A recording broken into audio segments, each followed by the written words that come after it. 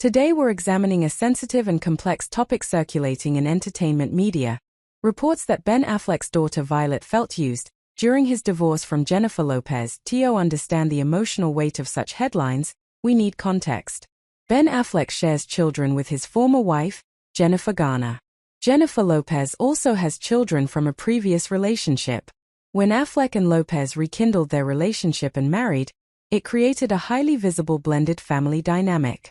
Blended families are complex under normal circumstances. Now imagine navigating that under paparazzi scrutiny, with constant headlines and public speculation. For children, especially teenagers, identity formation is already delicate. Add global media attention, and the emotional terrain becomes far more complicated. The phrase felt used is emotionally charged. It suggests exploitation, emotional manipulation, power imbalance. But we must remember, headlines are designed for impact. Entertainment reporting often relies on anonymous sources, insider claims, interpretive language. The framing of a child's emotional state becomes particularly sensitive. When media outlets publish such language, they amplify private family experiences, invite public judgment, create viral narratives. And those narratives can persist far longer than the event itself. Let's shift from celebrity to psychology. Research consistently shows that during divorce, children may experience confusion, loyalty conflicts, emotional displacement, pressure to take sides. In high-profile divorces, additional stresses include media visibility, social media commentary, public opinion. If a child feels used, that perception could stem from being included in public appearances during turbulent times, feeling caught between parental narratives, experiencing heightened exposure without consent. It's important to note, children in celebrity families rarely choose visibility. Visibility chooses them. Celebrity children are often photographed, leaving restaurants, attending school events, walking alongside parents. Images can be interpreted in multiple ways. A neutral facial expression becomes upset.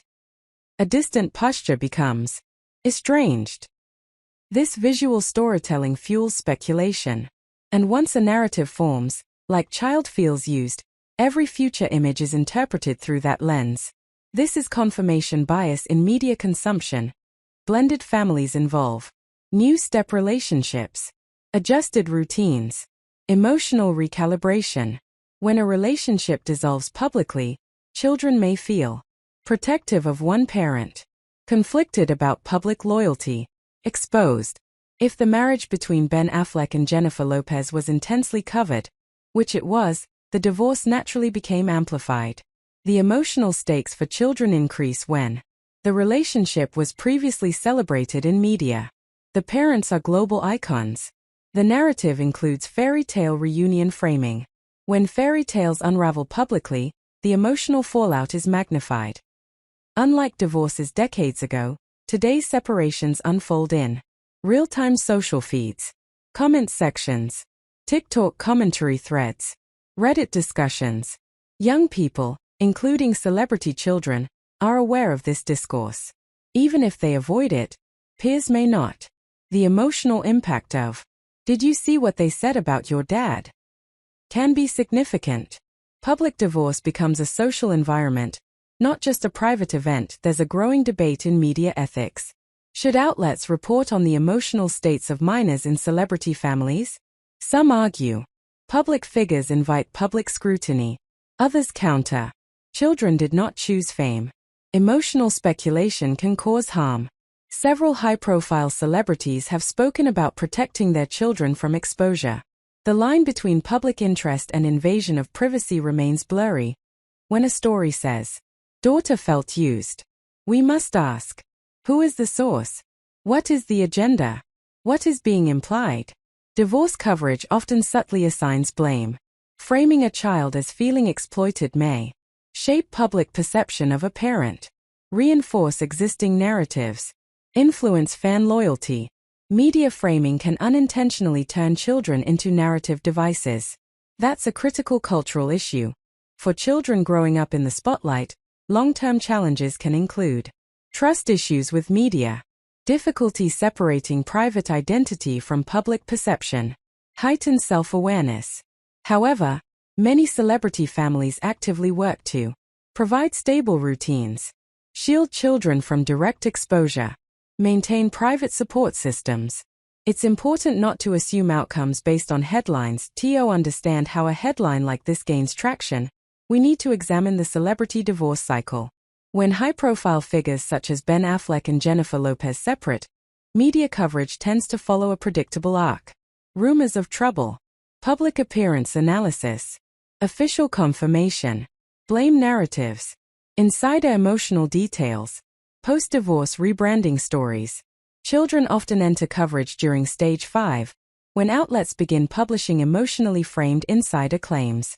This is when headlines become more personal and more powerful, because emotional language spreads faster than legal updates. Adolescence is already a period of identity development, emotional intensity, boundary formation, social comparison. Now imagine doing that while your parent trends on social media. Classmates see paparazzi photos. Headlines speculate about your feelings. Research on identity formation shows that teenagers are especially sensitive to perceived public perception, social narratives, peer reactions. If a report claims a teen felt used, the label itself can become part of their public identity, regardless of accuracy. In celebrity families, personal emotions risk becoming public brand extensions. That's a heavy burden. Public appearances during marital strain are often scrutinized frame by frame. A photo might show a child walking slightly behind, a neutral facial expression, a moment of distraction. Online commentary can quickly assign meaning. She looks upset. She seems distant. She's uncomfortable. But still, images rarely tell emotional truths. They capture milliseconds, not context. Yet once paired with a narrative, they become evidence. This is how visual storytelling reinforces emotional speculation. Why do these stories exist in the first place? Because emotional narratives sell. Headlines that focus on conflict, betrayal, children's feelings generate higher engagement than procedural divorce updates. Entertainment media operates in an attention economy.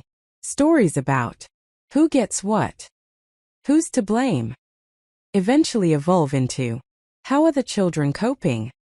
This shift feels empathetic on the surface, but it can blur into intrusion. Children's emotional states become traffic drivers. And that's ethically complicated. In divorce psychology, loyalty conflict is common. Children may feel protective of one parent, guilty about bonding with the other, confused about public narratives. Now add public commentary. If online discourse paints one parent as the villain, the cause, the disruptor, children may internalize that narrative pressure. They might feel responsible for correcting the narrative, protecting a parent's reputation, staying visibly supportive. That dynamic can create emotional strain. Even without media involvement, divorce is complex. With media involvement, it multiplies. Unlike past decades, today's headlines don't stop at publication. They get reposted, reacted to, debated, memeified. Teenagers today are digitally literate. Even if they avo